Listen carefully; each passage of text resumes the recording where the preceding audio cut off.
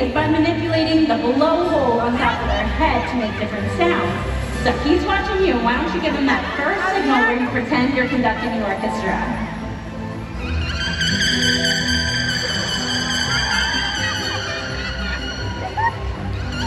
Very nice. Very well done by both of you.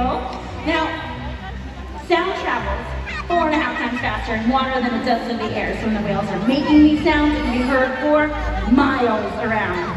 Two of us pretty loud with that splash, but are you guys ready to hear how loud the largest member of our killer whale family can be? Okay, you heard him. Eric, you're gonna give him that second signal. 2 fingers down and over your shoulders. Go for it. Perfectly done. Why don't you take one big step forward for me? Yeah, you're gonna stay really a little closer, right there. Don't move from that spot because I need you to keep an eye on how you hit. Do you see how he's using his tail flukes in an up and down motion to push through the water?